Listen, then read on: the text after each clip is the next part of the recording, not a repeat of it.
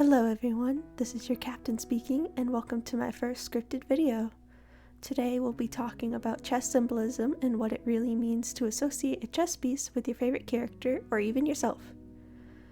Now, I don't claim to be an expert on the subject. A lot of this comes from my chess obsession over the years, books I've read on chess, and just some personal interpretation. So please don't take this as the final say on this subject. Feel free to come to your own conclusions. With all that said, let's jump right in.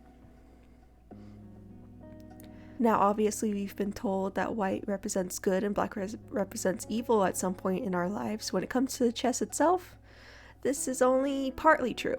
The chessboard represents an internal struggle of some kind, whether that be the inner and outer self or your thoughts versus your actions. The board itself is symbolic of a journey someone makes in their life and the decisions they make as well. Back to the colors, they are symbolic in a different way. White chess pieces represent the outer personality, who we think we are, and the sort of masquerade we put on for others. Are you always the same person in public that you are in private, or do you even act a certain way in front of a certain group of friends? These are questions white chess piece individuals should ask themselves.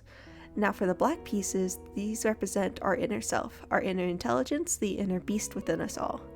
This could be the side of you that you are in private, the side of you that you only show to your closest friends, or it can represent someone who lives in another's shadow, feeling constantly insecure and forgotten about.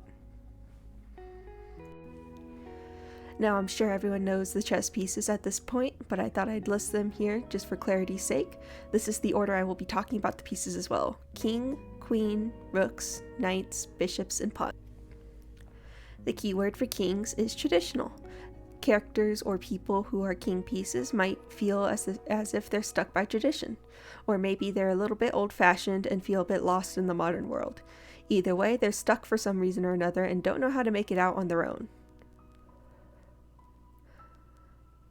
King pieces don't do a lot themselves. They've always worked for the betterment of a group or others as a whole. A king gives orders, but is hardly the one to actually make them come true. The job is given to someone else. This is why kings are in the back line, protected by everyone. A king is protected by their people, their castle, and they hardly ever move from the line unless they absolutely have to. They only move one square at a time, either not being experienced enough in the world to move more than that, or maybe are just too overly cautious of the outside world to do so. White and black kings differ, of course. You can say white kings rule with a gentle hand, while black kings rule with an iron fist. White kings are trapped by traditions more than their opposites, but black kings have harder decisions to make and possibly more backlash for these decisions. Stay strong kings. People might say the king is the weakest piece on the board, but they're also the most important, for if the king is lost, so is everything that was fought for to begin with.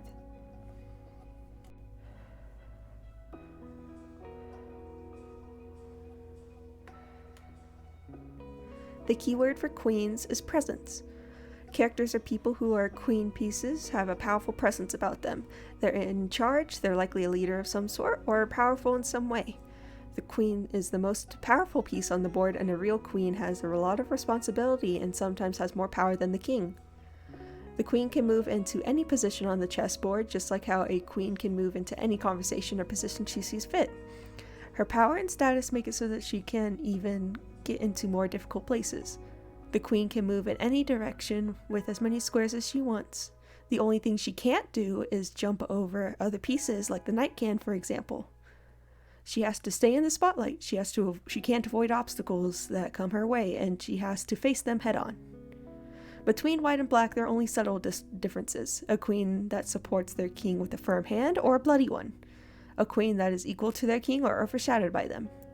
A small note is that just because queen or kings are traditionally female and male roles doesn't mean characters or people who have these pieces represent them have to be of the same gender. There are more than two genders after all, and I will not take any kind of criticism on that fact. So with chess symbolism, the stereotypical gender roles do not apply.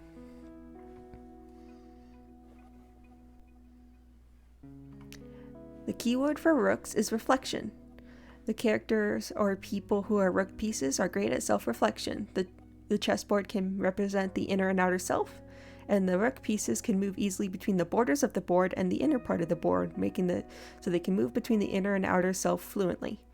Rooks are open-minded, perhaps a little stubborn at first, but are able to see the pros and cons of a situation and make a decision that's right for them. They're cautious, but not stuck in their ways or by tradition, and they're able to think for themselves freely. The castling move in chess is something only the rook and king can do. Perhaps rook pieces have someone important to them that they have to protect, or perhaps they're next in line for a powerful position. Regardless, the relationship between rooks and kings cannot be ignored when thinking about characters or people who fall under the rook category. There isn't too much of a difference between black and white when it comes to rooks, it's just depending on how willing they are to change their minds and how dirty they're willing to get their hands. The keyword for knights is understanding.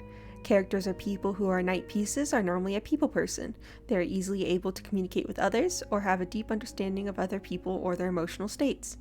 A knight might also not play by the rules. Knights work for the people more so than they work for any kind of government or group. The knight piece is the only piece that can jump over other pieces. This represents a knight's ability to jump in and out of conversations easily or in and out of different masks they wear, or even able to avoid obstacles altogether. Again, above all else, knights are a people's person. Whether they want to be or not, they are someone who understands others well. These kind of people are storytellers or informants or jacks of all trades. Between black and white, it is similar to rook in how willing the person is to get their hands dirty. Knights are very boots to the ground kind of people. They do a lot of things themselves regardless of status or rank, so it just depends on how far they're willing to go and how well they hide in the shadows. The keyword for bishops is belief. Characters or people who are bishops are good leaders, maybe not on a grand scale, but still good leaders nonetheless.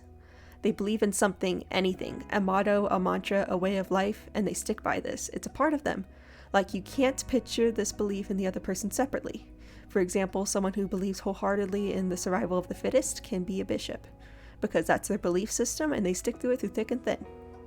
Most bishops are able to communicate this belief system in a calm manner and maybe even convert others into thinking similarly to them.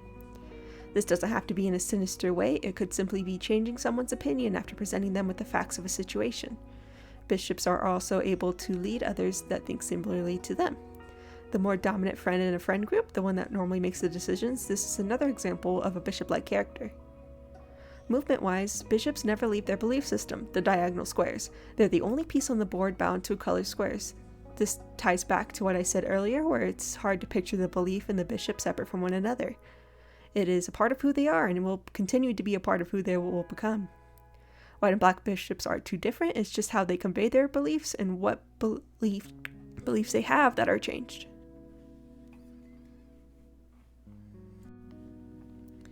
The keyword for pawns is potential. Pawns are not disposable, and I will die on this hill.